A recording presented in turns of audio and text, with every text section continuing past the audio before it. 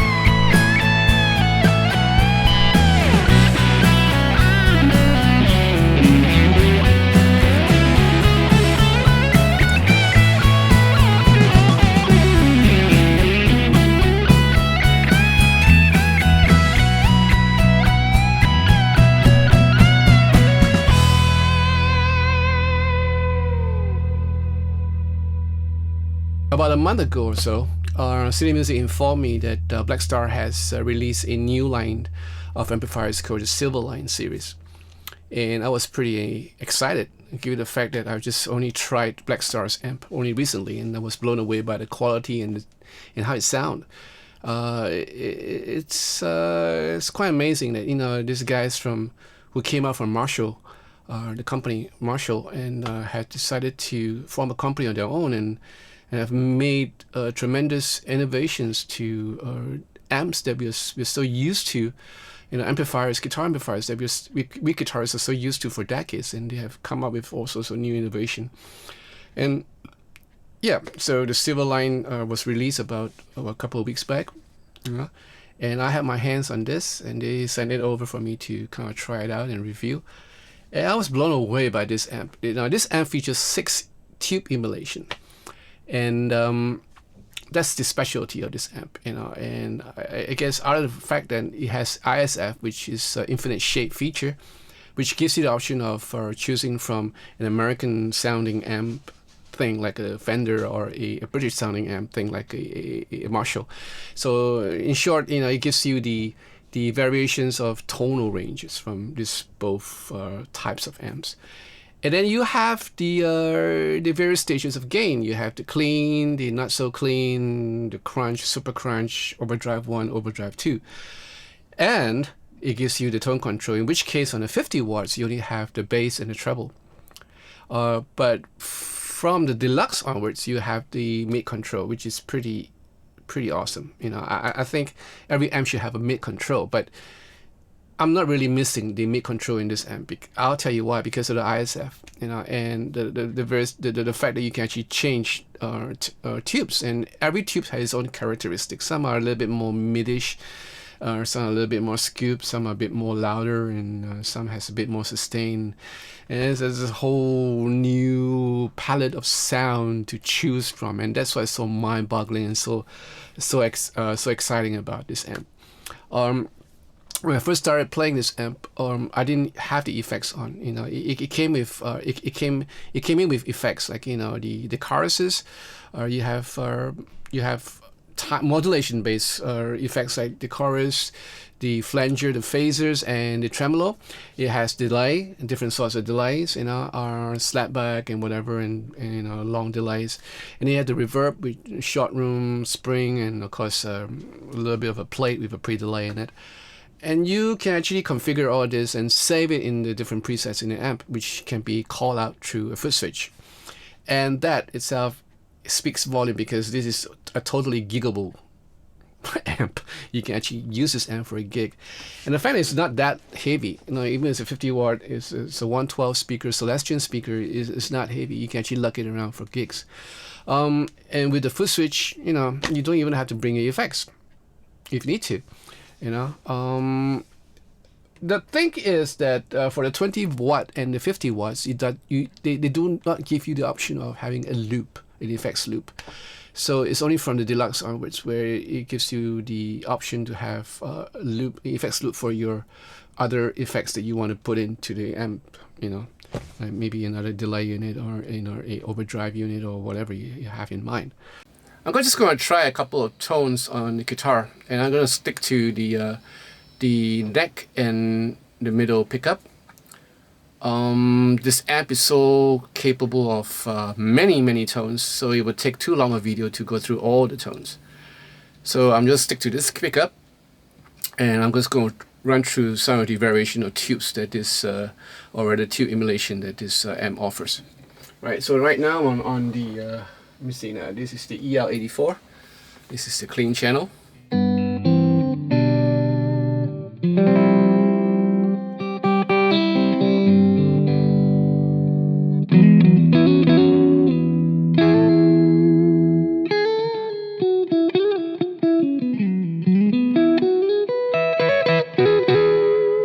It's a bit overdriven because I brought up the gain, and it can clean up pretty well if you dial down the gain.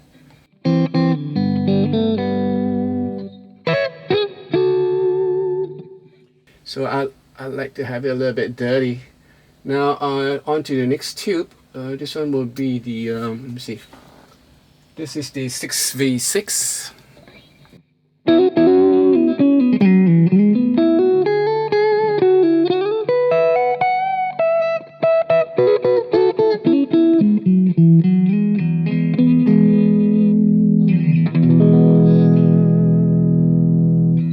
The next one will be the EL34.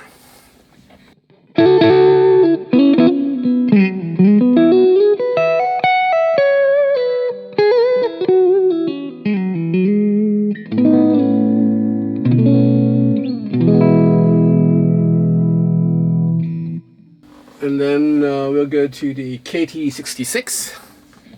Slightly more grainier.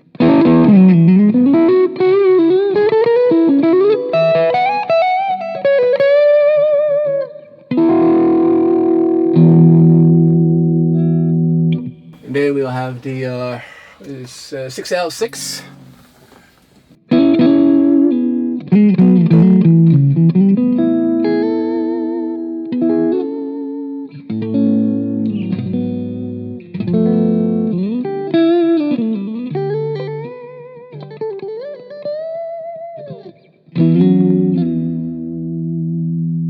Finally, we have the this is the KT88, right? KT88.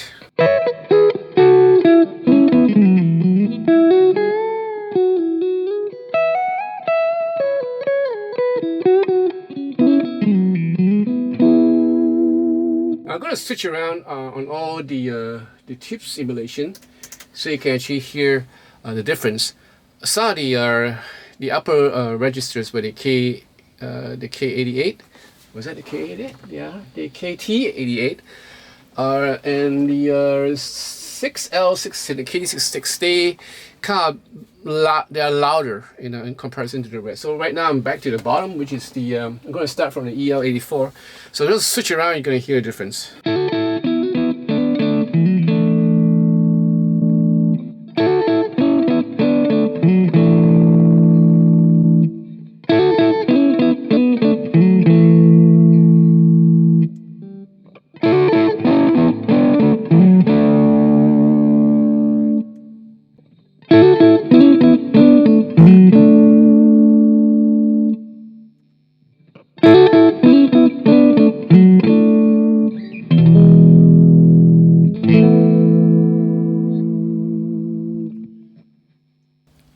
From where I'm hearing, I'm actually hearing not just a difference in volume, but also a difference in tone. There's certain tip emulation there that has a bit of a warmer tone. So there's something to look into, and I think it's pretty interesting because you can get a really nice tone.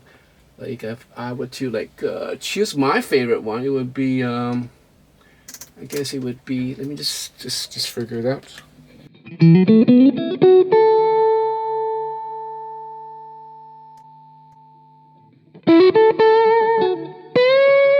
This would be the emulation that I want for like a more blues thing. You know?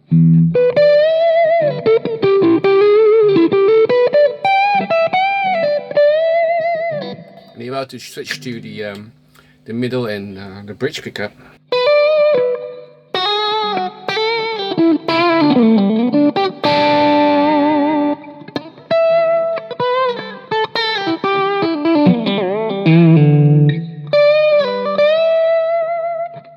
The other one is just a notch below. What was that just now? That was a KT66. The EL34 sounds really good too. Yeah.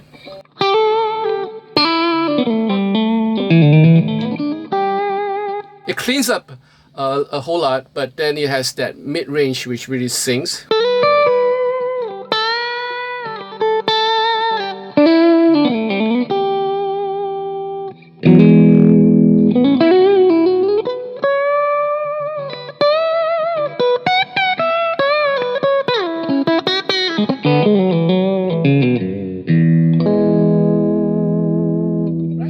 And then we have the other stuff, like, you know, the various stages of gain. You know, I particularly like the crunch.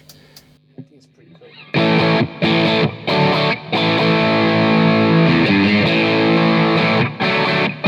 This is a bridge pickup.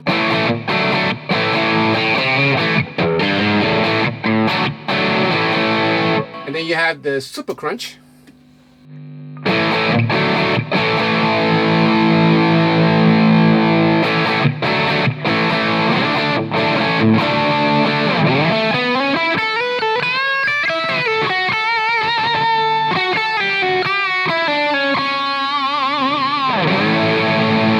Of course, you can dial up the gain if you want to. Then, of course, if you have a single coil guitar, it's going to get a whole lot noisier.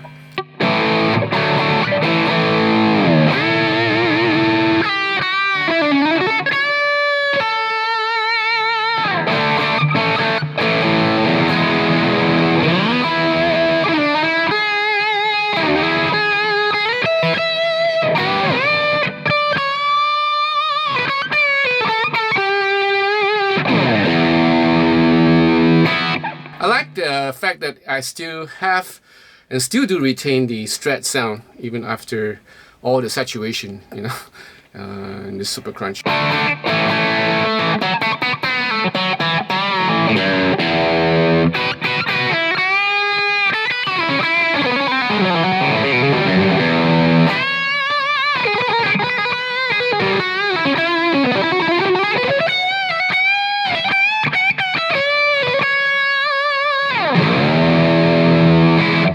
And then of course you have the various overdrive. There's overdrive 1 and overdrive 2, if I'm not mistaken, and these are like really creamy. This is overdrive 1, I think.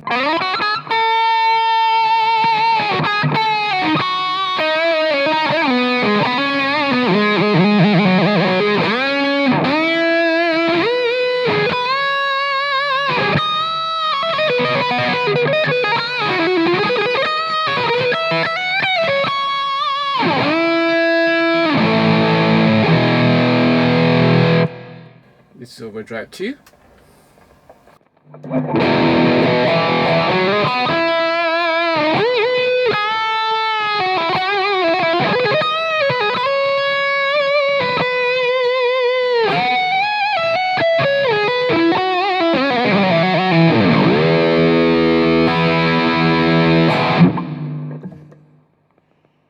So not only does it get really even more creamier, and there's a singing sustain to it. So I think it's pretty interesting that, you know, you can get all these various, and this is just like, you know, one tube. I think this is still at the EL34, you know, and it changes in, like, for example, if I'm going on the crunch right now,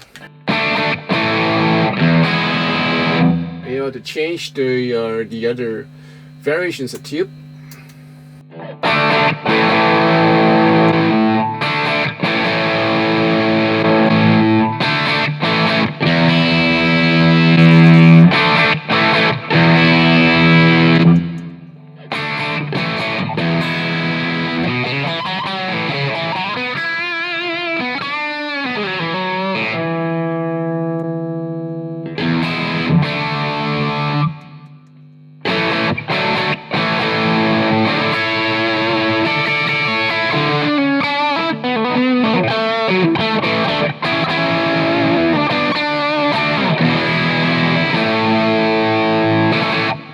Now, I can't see because the amplifier is kind of placed up high, so I can actually know what I'm doing. So it's pretty interesting for me to kind of like figure out and trying to dial whatever tube emulation it has here. So it's kind of interesting to, like, you know, figure out, you know, just by ear and not by sight.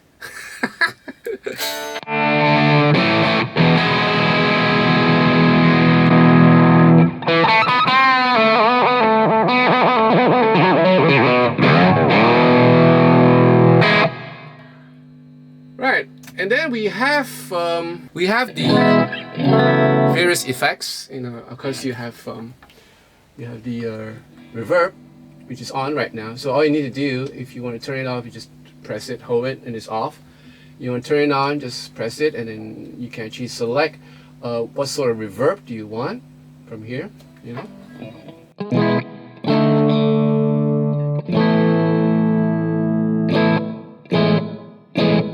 Short room, real tight room, and then it goes up to a long hall, I guess. This is like a plate. I don't know. I'm not sure. I gotta read the specs. This is like a plate with a sort of a pre-delay going on here. So I'm just gonna choose that. Right. Then here you can just how much effect you want, and you can turn on the other delay. You can just turn on the delay, and once the light is in orange, that means that whatever you're adjusting here will affect the parameters of that particular orange lit effect.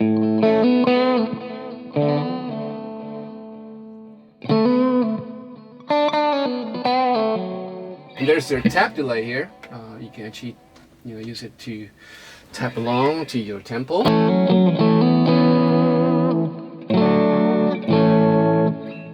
Right, and then you have the modulations. So you have a mixture of a couple of modulations. I think you have a phaser, And then you have like a flanger, chorus, and a tremolo.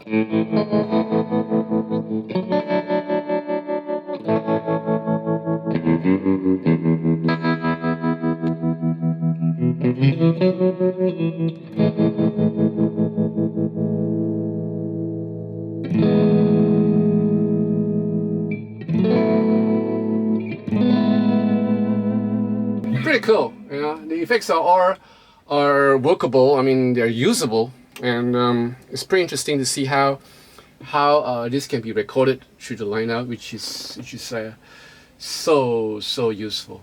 Now, the foot switch is pretty interesting because it has there's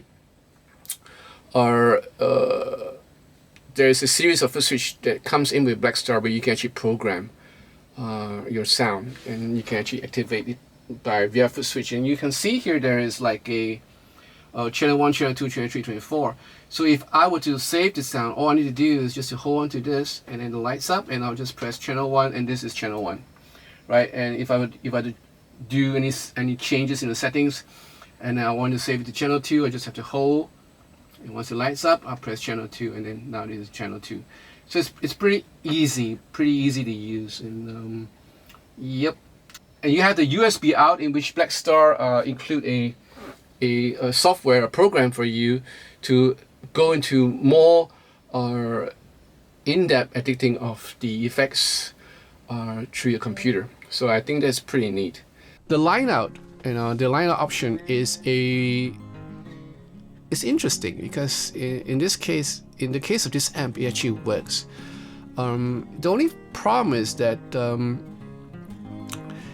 well, with this model, with this 50 watts model, the line out option is only through a mini jack socket, and it's like, like this sort of socket, like, you plug into your handphone, and it's supposed to be a stereo, and you're gonna have a hard time getting this out to split into two mono lines to your door.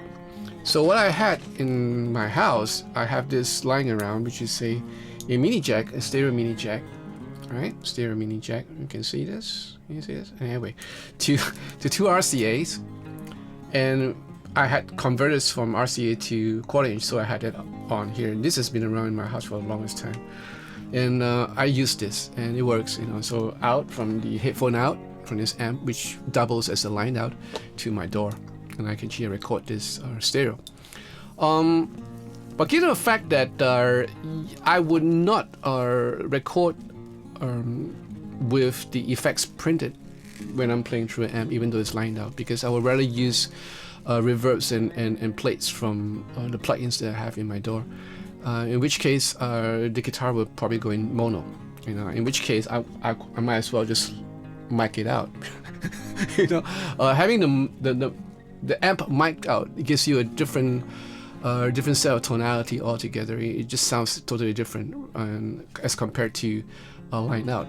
But I can tell you safely, this amp, the gap is not that wide. The line out is actually usable, and it's yeah, pretty nice. And if you have your effects, if you want to print the effects with the effects that's on this amp, fine. It'll be in stereo. They are usable, perfectly usable. But I would rather have the effects post, because then I could adjust how much or how little should I want after the mix, after the whole thing. I could just know what I need. Do I need more reverb, or do I cut back the reverb? But if I print it out, I have no such options as this. So that's the only reason why. But if you're gonna just play it and record it with the effects, fine, it will sound great, right? And how does this amp sound acoustically or mic'd out? It's great. It's great. It's the Celestion 112. It does its work. It handles everything that the amp has to offer, and the effects works really well.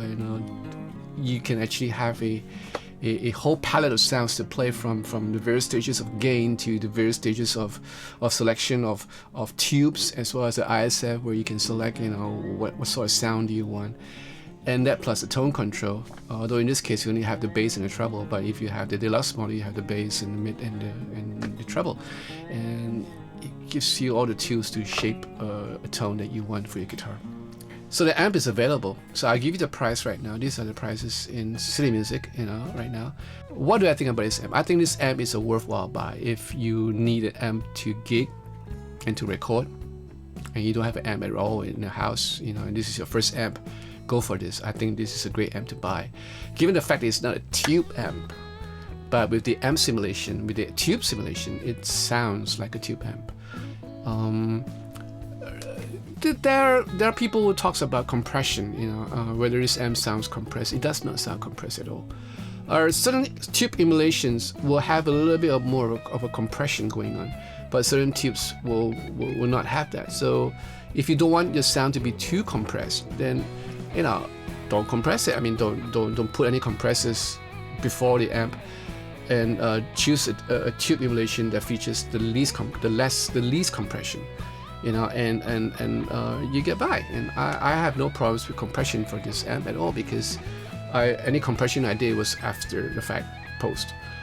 So whatever you hear through the song that which I played, they have compression, but it was post. So just a touch, just to keep things under control, because the dynamic range for this amp is pretty wide. You can get pretty loud if you want to. And I have this it's like about 8 o'clock, and if I were to boost it up at 12, not only the police will come calling, the army will come calling. So it's just pretty loud amp. It's a pretty loud amp. So this amp also feature a Shark DSP. It stands for Super Harvard Architectural Chip. And apparently this is the same chip that Line 6 uses for the Helix. And people will tend to compare, but no, they don't sound the same. They don't sound the same at all. Both have their own thing going. So this amp has its own sound by itself, and the Helix has its own thing going on. So there's no comparison. The only thing that they have in common is the type of chip that they use. That's about it. Right. So I hope you enjoyed this video, and if you did, give me a thumbs up, and feel free to join this channel if you want to. So until the next video, you take care, keep on playing the guitar. Ciao.